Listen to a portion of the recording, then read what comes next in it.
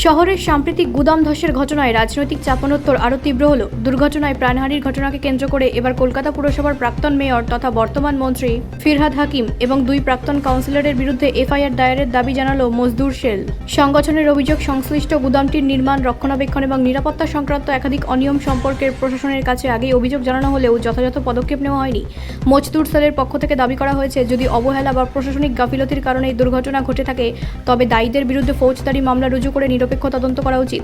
সংগঠনের বক্তব্য, শুধুমাত্র নিম্ন স্তরের কর্মীদের বিরুদ্ধে ব্যবস্থা নিলেই হবে না, সিদ্ধান্ত গ্রহণের সঙ্গে যুক্ত ব্যক্তিদের ভূমিকাও খতিয়ে দেখা প্রয়োজন।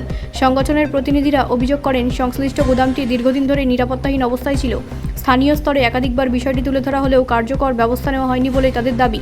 সেই কারণে এই দুর্ঘটনা এড়ানো সম্ভব হয়নি বলে অভিযোগ তুলেছে তারা। অন্যদিকে তৃণমূল কংগ্রেসের পক্ষ থেকে এই অভিযোগকে রাজনৈতিক উদ্দেশ্য প্রণোদিত বলে দাবি করা হয়েছে। দলের নেতাদের বক্তব্য, ঘটনা তদন্ত চলছে এবং তদন্ত শেষ হওয়ার আগেই কারোর বিরুদ্ধে অভিযোগ তোলা বা দোষী সাব্যস্ত করার চেষ্টা অনভিপ্রেত।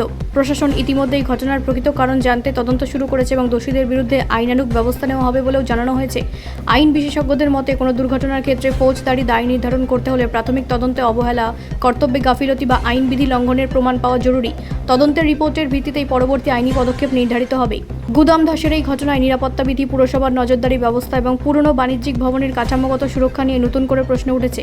নাগরিক মহলের একাংশের মতে, শহরের ঝুঁকিপূর্ণ ভবনগুলির নিয়মিত পরিদর্শন, নিরাপত্তা নিরীক্ষা এবং কঠোর নজরদারির মাধ্যমে ভবিষ্যতে এ ধরনের দুর্ঘটনা রোধে প্রশাসনকে আরও সক্রিয় হতে হবে।